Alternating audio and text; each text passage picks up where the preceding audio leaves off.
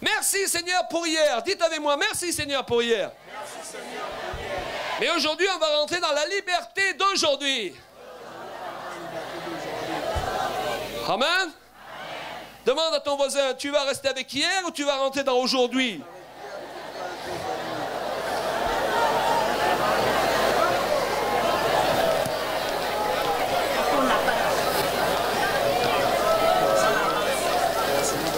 Alléluia. Lorsque Jésus est venu sur cette terre, ce qui est apparu de suite, c'est qu'il était différent. Hey! Différent de qui? Différent de quoi? Il était différent des autorités reconnues à l'époque et qu'il a demandé lui-même de respecter. On est bien d'accord?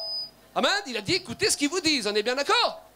Il était différent de Jean-Baptiste qui était venu avant lui. Jean-Baptiste était vêtu de poils de chameau et Jean-Baptiste mangeait des sauterelles et du miel. Amen? Il y a quelqu'un qui veut manger des sauterelles et du miel ici?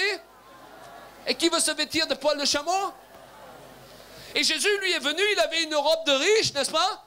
Et vous savez, il nous est dit que Jean-Baptiste, il ne mangeait pas de viande, il ne buvait pas de vin. Et que Jésus, lui, il mangeait, il buvait. Et les pharisiens, ils jugeaient Jean-Baptiste parce qu'il ne mangeait pas et il ne buvait pas, et ils jugeaient Jésus parce qu'il mangeait et il buvait. Qu'est-ce qu'il fallait faire pour leur faire plaisir à cela? Hello? Et il y a des gens qui diraient, ah oui, mais Jean-Baptiste, tu sais, quand on est comme ça, vêtu de poils de chameau, et qu'on ne mange pas et qu'on ne boit pas, on est beaucoup plus spirituel que les autres. Est-ce que vous pensez que Jean-Baptiste était plus spirituel que Jésus? Et pourtant, Jésus, il mangeait, il buvait. Ça ne l'empêchait pas de jeûner, alléluia. Mais vous comprenez ma pensée? Ce qui est important, ce n'est pas de former le club Jean-Baptiste et le club Jésus, amen. Ce qui est important, c'est d'obéir à l'appel que Dieu a placé sur notre vie. Amen. Et aujourd'hui, peut-être, il y a des gens que Dieu appelle à être des Jean-Baptistes. Amen. Et moi, j'ai rien contre le fait que tu décides de manger des sauterelles et du miel. Vas-y. Mais n'oblige pas les autres à faire pareil. Amen. Alors, Jésus était différent aussi. Il est dit de Jésus, tu as aimé la justice et tu as haï la méchanceté. C'est pourquoi, oh Dieu, ton Dieu t'a oint d'une huile de joie par privilège sur tes collègues. Donc, il était différent des prophètes qui étaient parus avant lui. Amen. Nous l'avons dit hier soir, il était oint d'une huile de joie. On attendait un prophète sérieux et c'était quelqu'un qui rigolait. Parce qu'on ne peut pas être oint d'une huile de joie sans rigoler régulièrement. Alléluia. Il y a des gens qui se scandalisent en vous voyant être oint d'une huile de joie. Mais c'est normal, vous avez vu ma femme? Elle est bien ointe, hein? Elle a la double portion. Mais c'est communicatif. Moi, j'étais quelqu'un de triste et d'austère, alléluia. Mais depuis que je suis marié avec elle, je vous le dis, la vie, c'est une aventure, ça bouge, hein? Gloire à Dieu. Mais tous les deux, on trouve notre équilibre. Par contre, moi, je marche vite. Quand on marche dans la rue, elle s'arrête devant tous les magasins, vous savez? Alors moi, je la tire, vous savez? Alors, elle a l'impression qu'elle est toujours comme ça. Alors, avec les années, moi, j'ai commencé à ralentir et elle a commencé à accélérer. Il est important qu'on ne soit pas avec des gens qui sont exactement comme nous. Alléluia! Le monde a soif d'un christianisme différent. Il y a quelque temps, il y avait même une publicité à la télé. Et je crois que lorsque Dieu ne peut pas parler dans l'église, il va parler même à la télé. Vous voyez ça? Et cette publicité, elle disait au sujet de certains hommes, certains personnages qui avaient été à la base des plus grandes transformations du siècle dernier, elle déclarait à leur sujet quelque chose du genre, c'est parce qu'ils ont refusé de suivre le mouvement général, qu'ils ont accepté d'être à contre-courant, qu'ils ont changé le monde. Amen? Les revivalistes ont toujours été des personnes qui ont marqué une différence avec leur passé, avec leur hier. Amen? Vous prenez comme quelqu'un comme Hudson Taylor lorsqu'il est allé en Chine, personne ne voulait miser un franc CFA sur son ministère. Cet homme est arrivé en Chine, il a vu que les Chinois ils avaient de longues tresses. Et lui qui était blanc, il a vu qu'il était le blanc au milieu de tous ces Chinois avec des tresses noires. Alors qu'est-ce qu'il a fait? Il s'est fait pousser une tresse et il s'éteint en noir. Là, avouez que c'est pas très traditionnel. Avouez qu'il ne passerait pas dans beaucoup d'églises. Hein? Et pourtant, c'est lui qui a amené le réveil en Chine. C'est lui que Dieu a... Ouais, Dieu aime les originaux. Parce que Dieu n'aime pas les photocopies. Dis à ton voisin, tu es un original ou tu es une photocopie?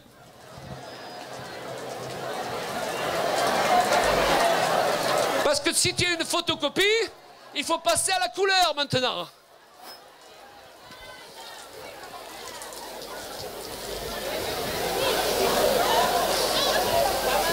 Alléluia.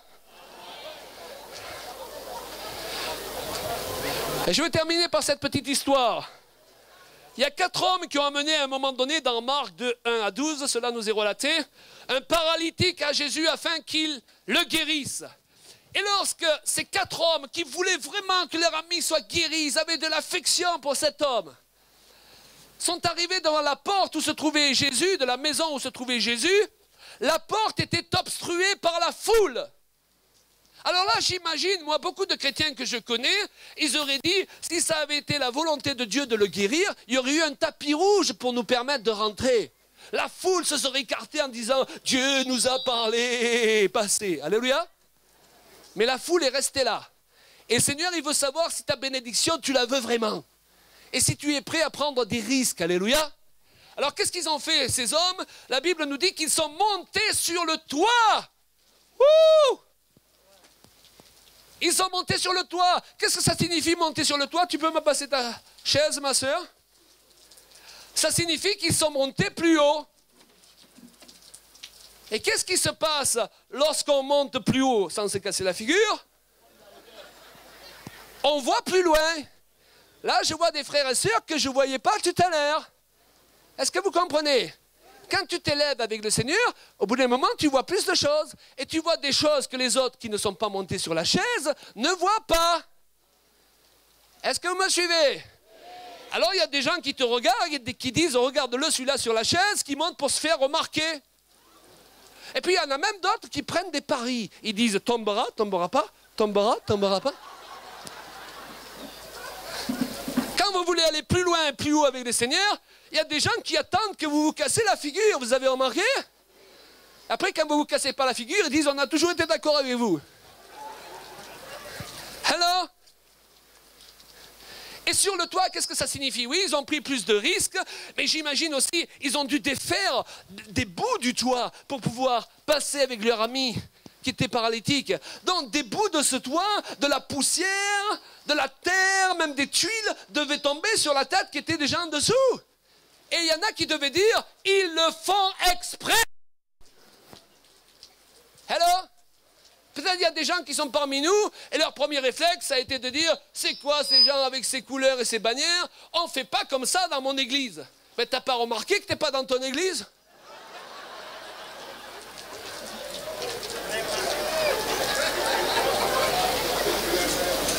Amen? Alléluia. Alors nous pouvons imaginer ces 4 hommes qui faisaient de l'équilibre sur les toits. Et ces 4 hommes, eh bien, ils n'avaient pas le temps de se justifier. Vous avez remarqué que parfois, lorsqu'on essaie de se justifier, plus on essaie d'expliquer les choses, plus ça empire. Il y a des connaisseurs ici?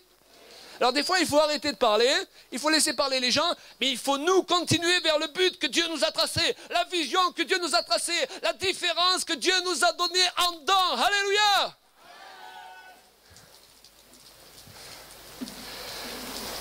Et qu'est-ce qui s'est passé lorsque ces hommes sont arrivés dans la maison où se trouvait Jésus? Est-ce que Jésus leur a dit, dites-moi, espèce d'inconscient, vous ne pouviez pas passer par la porte comme tout le monde? Mais je ne sais pas si vous avez remarqué, mais la bénédiction, elle ne passe pas toujours par la porte. Hein? Parfois, il faut la saisir en passant par la fenêtre, parfois, il faut passer par le toit, et je dirais que c'est rarement selon la formule classique. Hello? C'est pourquoi moi j'ai décidé de ne plus faire une règle absolue des appels. Merci Seigneur pour les appels quand c'est dirigé par l'Esprit. Mais parfois, il y a des gens qui n'écoutent rien de ce que vous dites dans la prédication. Ils attendent une seule chose, c'est le moment de l'appel. Ok? Dès qu'ils entendent le mot appel, ils se réveillent. Hop, appel.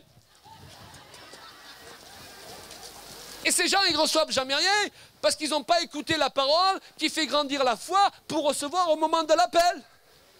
Mais moi, je vais vous dire une chose. Quand il y a assez de paroles qui a été annoncée du haut de l'estrade et par des gens, on n'a même pas besoin d'appel.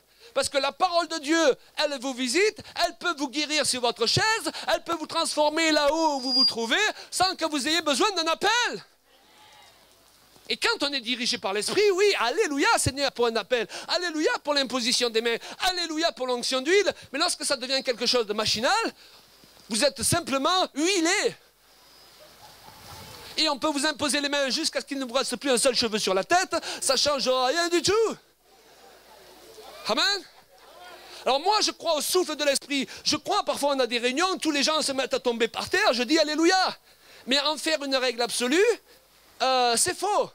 Est-ce que vous me suivez? Parce qu'après vous avez les gens, ils sont là en file. Et ils voient ceux qui sont avant eux tomber par terre. Et ils se disent, hey, si moi je ne tombe pas par terre, je passe pour un idiot. Alors ils se laissent tomber. Et c'est là qu'ils se font mal. Et puis on connaît tous des gens qui sont tombés 20 fois par terre, ils se relèvent, ils sont pires qu'avant, alors qu'ils restent debout. Alors, est-ce que vous me suivez?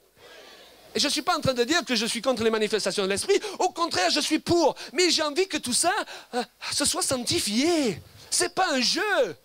C'est pas un jeu, on ne se souffle pas dessus pour se faire tomber par terre, pour dire combien t'en as fait tomber toi ce soir? 200 et toi 300, tu as gagné. Hey, ce sont des choses saintes, les choses de l'Esprit. Hein, l'idée ce soir, on fait un appel où la pluie suffit. La pluie suffit pour prouver à Dieu notre consécration. On n'a pas besoin de s'avancer. Et je dirais même qu'il y a des personnes parfois qui viennent me trouver, je viens d'expliquer en long, en large et en travers, de libérer sa voix sur sa chaise, elle vient de me dire, vous pouvez prier pour moi? Mais non, je viens de vous dire qu'il n'y a pas besoin. Hello? C'est pas un jeu. Dis à ton voisin, c'est pas un jeu l'évangile. C'est la parole de Dieu qui peut sauver ton âme, guérir ton corps. C'est pas un jeu. Et le chef, c'est pas moi, c'est pas toi, c'est Jésus. Qu'est-ce qu'il veut ce soir, Jésus? S'il avait eu mon avis à moi et qu'il me l'avait demandé, il ne pleuvrait pas. N'est-ce pas? Il ne pleuvrait pas. Mais c'est lui le Seigneur. Amen. Alors ses amis, et je termine par là, ils ont osé monter plus haut. Oser, tu dois oser dans ta vie. Alléluia. Parce que si tu ne sais pas ce que tu veux, il y aura toujours quelqu'un pour le savoir à ta place. Et parfois au nom de l'Éternel. Ils ont osé s'exposer, ils ont osé prendre des risques. Ce soir, vous avez osé rester sous la pluie. Eh bien pour moi, c'est que vous avez droit à la bénédiction de Dieu. Parce que Dieu honore ce qu'il honore. Dieu ne méprise pas ses enfants. Amen. Et on n'a pas à vous faire attendre pendant 2 heures de fil pour vous imposer les mains. Je ne conçois pas Dieu comme ça. Pour moi, Dieu, il est logique. Alléluia. Pour moi, Dieu, c'est l'intelligence. Et certains ministères se sont épuisés dans ces soirées à n'en plus finir. Et c'est eux qui ont fini à l'hôpital. Après avoir prié pour les malades. Et eux, personne ne les guérissait. Moi, je veux rester en bonne santé. Alléluia. Et la meilleure façon, c'est de comprendre ce que Dieu veut. Et quand Dieu dit oui, j'y vais. Quand il dit non, j'arrête. Et si demain il me dit, tu prends ta guitare, tu la casses, et avec ton épouse, vous allez sur une île déserte, eh bien on le fait, parce que c'est lui le chef. On n'est pas dans un ministère de starification. Il n'y a pas de star ici ce soir, à part Jésus. Ou alors on est tous des stars, c'est-à-dire des étoiles, parce que la Bible nous dit que les justes brilleront comme les étoiles. Alors là, oui, amen. Mais au milieu de nous, il n'y a pas de star, ça n'existe pas. Comme le conçoit le monde, alléluia. Ou on est tous, ou alors il n'y a que Jésus. On est bien d'accord? Ils ont osé prendre des risques, ils ont osé penser différemment. Wouh! Ils ont osé faire différemment. Wouh! C'est pour cela qu'ils ont reçu. Et Jésus, la Bible nous dit, voyant leur foi, il ne leur a pas dit, vous êtes des insensés. Voyant leur foi, il dit à l'homme, sois guéri. Alléluia. Et voilà comment va être mon appel. Il est très simple, il va prendre 1 minute. Nous allons lever nos mains. Tous ensemble, alléluia.